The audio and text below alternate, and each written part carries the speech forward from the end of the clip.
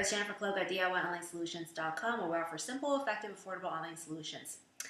We've been talking a lot about this Facebook like button, and as a matter of fact, you guys know that Dave and I developed a plugin for your WordPress users out there.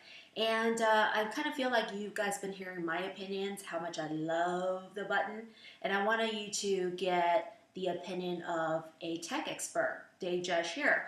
As you guys know, I've been talking about the feud that's going on online, and basically tech is completely feuding with marketing. Marketing people love it, and tech people are very, very concerned about security issues.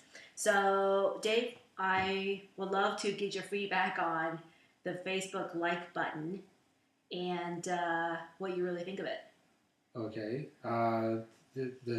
The big point with the button is to get more exposure, and I think the button does just that. If you have a bunch of people in your Facebook stream, when they see that you like something, that website, that URL is listed in their stream, so you can really generate a lot more exposure with the button. The concern, though, from the more technical people is they're worried about privacy issues.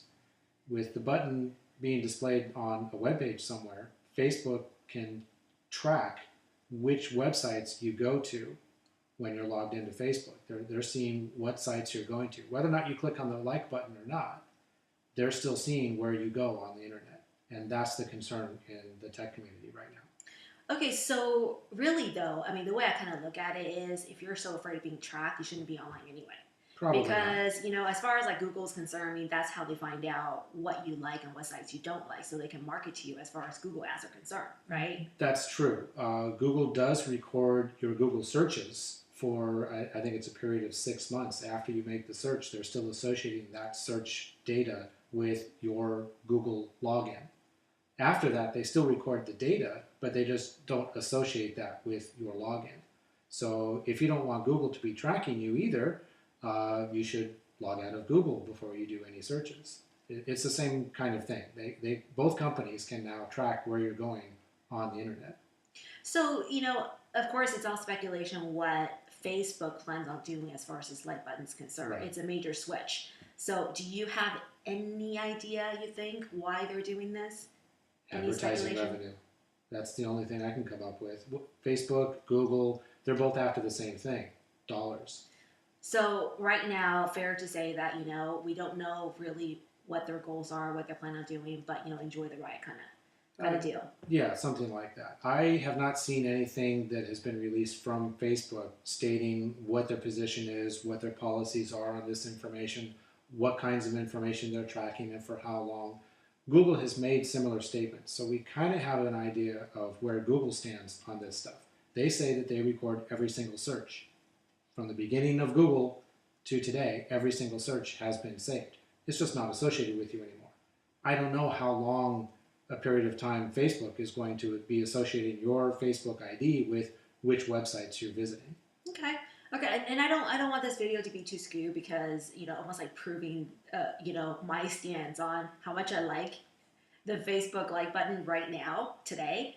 And so, but I do want you to maybe give DIY followers, you know, perhaps some hints on how to avoid being tracked.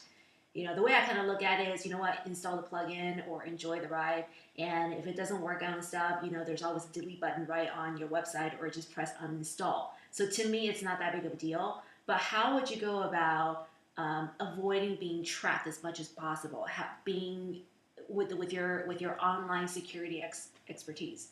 Best thing to do would be to make sure you're logged out of Facebook. Depending on the settings in your browser, it might be saving some session information from one use of the browser to the next. So you might need to exit your browser as well as log out and then start your browser up again and start doing your surfing. That way you're not logged into Facebook.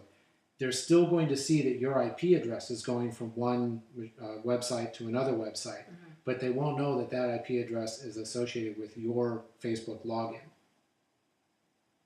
Okay, so if that's the case, then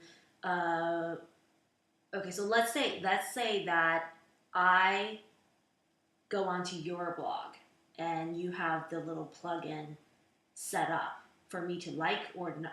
Well, I guess there's no unlike, button, Right. but to like your blog post or not. So even with you logged out, you the blog owner being logged out, um, me liking your post will still post on my Facebook wall. Am I correct? I think you have a little bit backwards. Okay.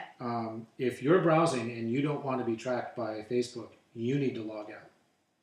So when you go to my website, I'm not logged in on your machine. You're logged in on your machine.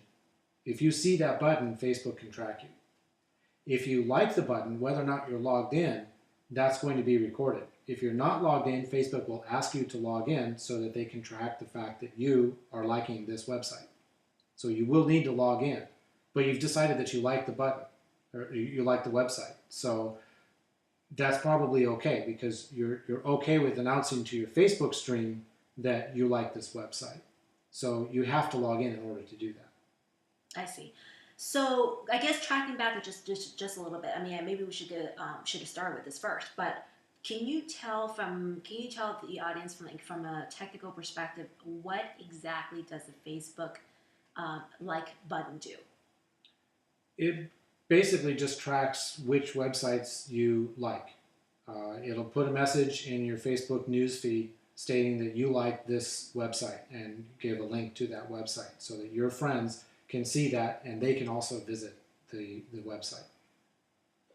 Okay, very cool. So leaving that, I guess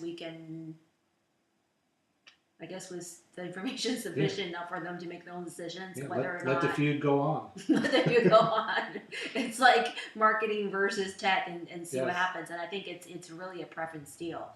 Some people are very scared of it, but some people like it. I tend to say cast your right.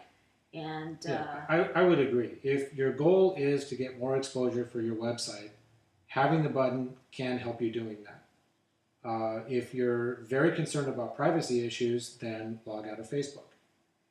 It's not that hard to do. When you do surfing and things like that, so you don't have to be tracked as well. Yeah. Okay. And we also just found out too, I believe you can only have 500, you can only like 500 sites or 500 buttons you can push. Yeah. Just so that's a good clue too. They really, really want to make sure that, you choose the ones you really want to do, not just to support your friends or, make choices that you might not be serious about. Not just blindly liking every single website that you visit. Exactly. So they do have a purpose. And, again, right now at this point, it's all speculation too. So we don't know. We don't know what their goals are. All I can do is coming from a marketing perspective. I think it's a great tool. I think it's something that, enjoy while it lasts. And who knows if they're going to take it away or not. But go ahead and jump on the bandwagon and start using it and see what happens. And if you don't like it, delete. Right. There we go.